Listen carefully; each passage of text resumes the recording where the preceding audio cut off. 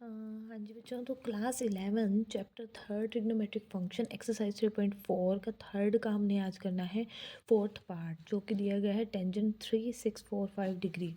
इसको पहले हमें कन्वर्ट करना है 0 to 90 के एंगल में। तो हम लिख लेते हैं स्टेटमेंट थर्ड का फोर्थ पार्ट है बच्चों, टेंजेंट 3645 डिग्री। हमने क्या करना है, देखना है कि ये कितनी रोटेशन अपनी कंप्लीट करता है 360 की। 360 से डिवाइड करने पे 360, और यहाँ से आपका रिमेनिंग एंगल बचता है बच्चों 45 डिग्री। तो वो 4 यहाँ से और 5 आपने, तो ये आपका यहाँ पर एक आ जाएगा, 10 से मल्टीप्लाई करना पड़ेगा, आपके 2 डिजिट रिमेनिंग रह रहे हैं। ठीक है, तो यहाँ से हो जाता है टेंजेंट 10 इंटू 360 प्लस में 45 रिमाइंडर है। तो कितने राउंड, कितने रोटेशन कंप्लीट किए 360 के, इसने किए हैं 10, और 45 का एक एंगल साथ में बचाया है। तो 360 हो 180 हो तो आपको पता है फंक्शन चेंज नहीं होगा, टेंजेंट का रहेगा टेंजेंट 45, और 45 आपका आ रहा है 0 to 90 में, यानी कि फर्स्ट क्वाड्रेंट में आ रहा है। और राउंड कंप्लीट करने के बाद का जो ये एंगल होता है वो आपका डिसाइड करता है कि आपका कौन से क्वाड्रेंट में आ रहा है, प्लस देगा या माइनस देगा बच्चों। तो यहाँ से हमारा ये बच जाता है। अगर ये बात होती है तब कि जब वो 360 से अपर का एंगल बनाता है, 360 से अपर एक रोटेशन के बाद। ठीक है ना, यहाँ पर तो 10 रोटेशन कंप्लीट होने के बाद 45, यानी कि फर्स्ट क्वाड्रेंट में ये एंगल आपको मिल गया टेंजेंट 45। तो यहाँ रहेगा ये टेंजेंट 45 प्लस का, और टेंजेंट 45 आपका होता है 1। तो ये हो गया हमारा फोर्थ पार्ट।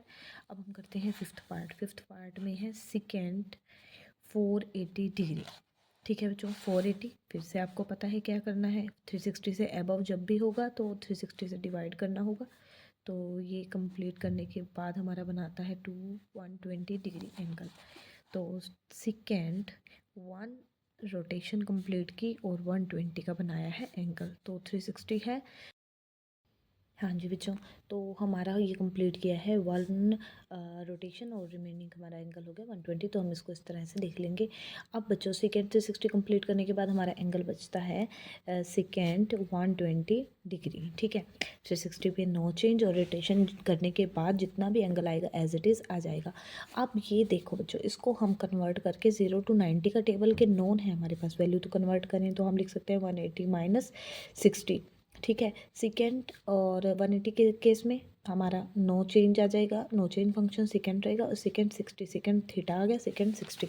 अब देखो बच्चों, लास्ट में आपका एंगल सेकेंड क्वाड्रेंट में आ रहा है, सेकेंड क्वाड्रेंट में एंगल आ रहा है, और आप उसको कन्वर्ट करके सेकेंड क्वाड्रेंट में 120 की वैल्यू के लिए आपने 60 में कन्वर्ट कर दिया।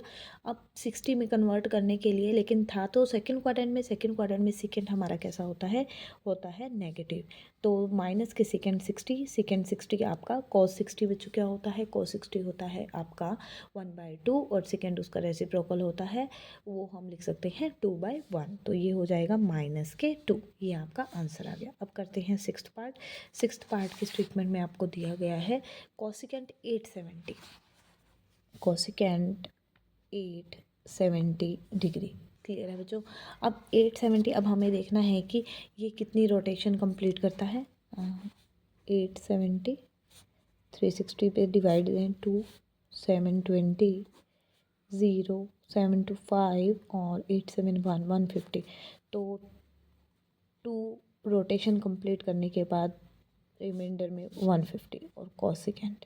ठीक है बच्चों, रोटेशन कंप्लीट करने के बाद एज इट इज़ हम इसको लिख देते हैं, क्योंकि 360 का है तो केस में नो चेंज आता है, फंक्शन रहेगा हमारा ये 150। अब बच्चों, अब रोटेशन कंप्लीट करने के बाद वो स्टार्टिंग पोजीशन में आ गया था। अब 150 यानी कि सेकंड क्वाड्रेंट में कोसिकेंट। पहले हम इसको कन्वर्ट करके 180 की फॉर्म में इसको कन्वर्ट करके हम लिख देते हैं 180 माइनस 30 इज इक्वल टू 150। तो ये आ गया है कोसिकेंट हमारा। 180 से हमने 150 से चेंज करके हमने बना दिया 30 की फॉर्म में। ठीक है, 30 की फॉर्म में बनाया, सेकंड क्वाड्रेंट में है, सेकंड क्वाड्रेंट में कोसिकेंट और साइन हमारे दोनों होते हैं पॉजिटिव, तो प्लस हमें लिखने की ज़रूरत नहीं होती। कोसिकेंट 30 ये होता है रेसिप्रोकल साइन 30 का। साइन 30 की वैल्यू 1/2 है बच्चों, तो कोसिकेंट 30 की हो जाएगी 2/1। तो 2 आ गया हमारा आंसर, और वो भी है आपका प्लस का। तो ये हमारा क्वेश्चन हो जाता है कंप्लीट। थर्ड का हमारा क्वेश्चन पार्ट हो गया है। बच्चों तो अब करना है क्वेश्चन नंबर हमें फोर्थ में दिया गया है sine minus pi by 4 minus, पहले तो हमें साइन माइनस एक्स वो एंगल को हमें प्लस करना है, उसके बाद हम सेम इसी प्रोसेस से जैसे थर्ड और सेकंड हमने किया बच्चों वैसे करेंगे। साइन माइनस पाई बाय 4 है, तो फोर्थ क्वेश्चन का first part sine of minus pi by 4, sine of minus x होता है हमारा माइनस के साइन एक्स, यानी कि हमारा जो ये माइनस है ये एंगल से बाहर आकर के ट्रिग्नोमेट्रिक फंक्शन के साथ बच्चों लग जाएगा। अब पाई बाय 4 आपको पता है होता है 45 साइन 45, तो साइन 45 की वैल्यू आपको पता है 1/√2 और माइनस एज इट इज़। अब बच्चों करते हैं सेकेंड पार्ट, फोर्थ का हमारा सेकेंड पार्ट है टेंजेंट माइनस 5π/3, टेंजेंट -5π/3। सबसे पहले हमारा काम है कि हम एंगल को प्लस करेंगे, टेंजेंट का केस भी साइन जैसा ही होता है, तो ये भी हो जाएगा माइनस के टेंजेंट एक्स है आपका 5π/3। ठीक है बच्चों, 5π/3 है। अब इसको हम कन्वर्ट कर देंगे, आपका ये एंगल जो है बच्चों, हाँ जी बच्चों, तो ये बन जाता है माइनस के टेंजेंट एक्स यानी कि 5π/3। ठीक है, तो माइनस के टेंजेंट, अब 5π/3 बच्चों ये आपका एंगल जो है पाई से प्लस है, 2π से आपका लेस होगा, तो 2π माइनस π/3 आपका बन जाता है जैसे कि 3 2 6, 6 - 1 इज़ 5π बाय में 3 आपका आ जाएगा। तो 2π माइनस π/3, 2π यानी कि 2 × 180 यानी कि आपका हो जाता है बच्चों 360। ठीक है, 2π माइनस π/3 करने पे 5π/3, ये तो हमने इस एंगल की जगह ये वैल्यू रिप्लेस कर दी। उसके बाद अब हम कन्वर्ट करके इसको बना रहे हैं माइनस के टेंजेंट π/3, और ये बच्चों बात हो रही है 2π माइनस, यानी कि ये एंगल आपका आ रहा है फोर्थ क्वाड्रेंट में। फोर्थ क्वाड्रेंट में आपका टेंजेंट होता है नेगेटिव, एक माइनस ये है, एक माइनस ये आपका हो जाएगा प्लस। ठीक है, तो ये यहाँ पर मैं रीज़न भी दे देती हूँ कि tangent 5π/3 is equal to tangent 6π minus π/3, और उसके बाद 6/3 आप सेपरेट कर देते हो तो बन जाते हैं 2π माइनस में π/3। ठीक है बच्चों, आपको कंसेप्ट क्लियर हो जाएगा यहाँ से कि ये हमने 2π माइनस π/3 कैसे लिखा है, ये इस स्टेप से का आया है। ठीक है, तो टेंजेंट ये फोर्थ क्वाड्रेंट में था एंगल, और उसको हमने 0 to 90 की फॉर्म में कन्वर्ट कर दिया ताकि हम टेबल से वैल्यू इवेल्युएट कर सकें। तो टेंजेंट π/3 आया, माइनस इसके पास अपना था, फंक्शन में गिवन था, आपके वैल्यू में ही स्टार्टिंग में था, और एक माइनस यहाँ से आ गया क्योंकि फोर्थ क्वाड्रेंट में जो हमारा टेंजेंट होता है वो होता है नेगेटिव, तो माइनस माइनस हो गए बच्चों प्लस।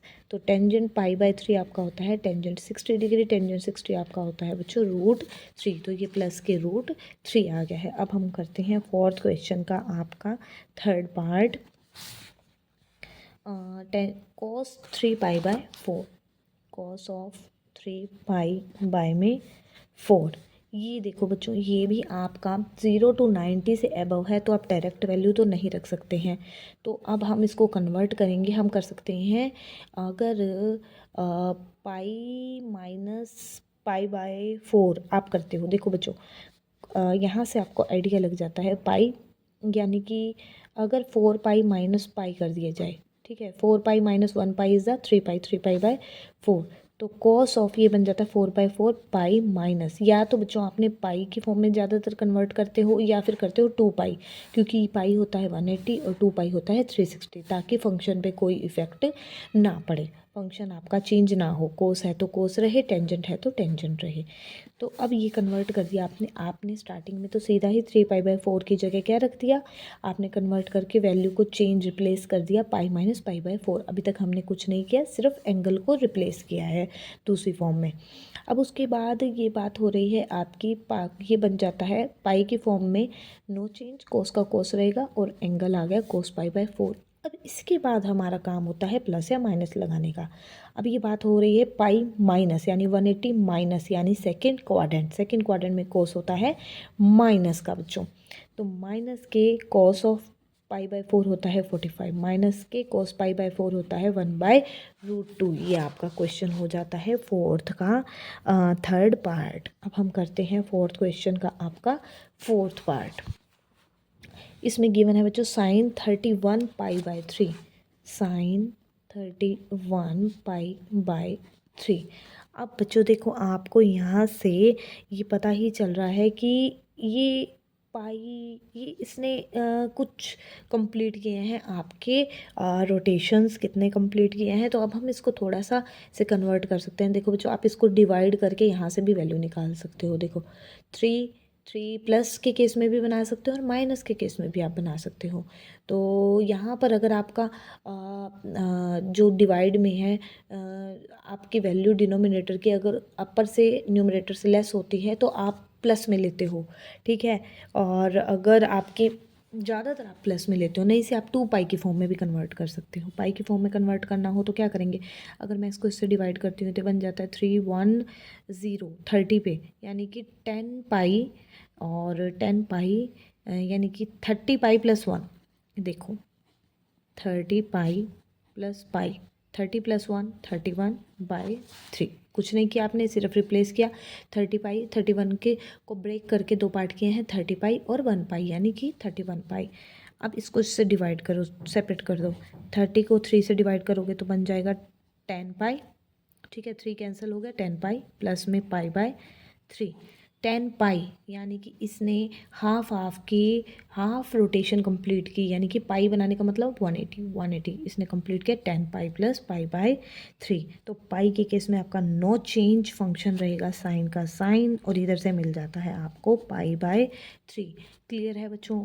अब बात करते हैं कि इसने 10 पाई कंप्लीट करने के बाद यहाँ से क्या बनाया है आपका, कौन से ये क्वाड्रेंट में जा रहा है। 10 पाई देखो बच्चों 1 2, देखो ठीक है ना। यहाँ से 10 पाई यानी कि हाफ रोटेशन इसने कंप्लीट की 1 2, ये 2 हो गई, 3 4 5 6 7 8 9 और 10, फिर पहुंच गया यहाँ पर, ठीक है। उसके बाद π/3 कौन से क्वाड्रेंट में आया, π/3 का मतलब क्या होता है, π/3 होता है आपका, ये फर्स्ट क्वाड्रेंट में आ गया, फर्स्ट क्वाड्रेंट में आ रहा है π/3 होता है आपका 60 डिग्री, 60 डिग्री आता है फर्स्ट क्वाड्रेंट में। फर्स्ट क्वाड्रेंट में all functions are positive, all trigonometric functions are positive, इसलिए यहाँ पर आपका प्लस ही रहेगा। इतना बड़ा एंगल होने के बावजूद भी आपको sin 60 के ही इक्वल वैल्यू मिल रही है। sin 60 is the √3/2। उम्मीद है बच्चों आपको क्लियर हो रहा होगा। कोई भी डाउट हो क्वेश्चन में तो आप कमेंट बॉक्स में लिख सकते हैं कि यहाँ पर आपको इस स्टेप में यहाँ पर दिक्कत बच्चों आ रही है। तो यहाँ पर ये हमारा क्वेश्चन कंप्लीट हो जाता है फोर्थ।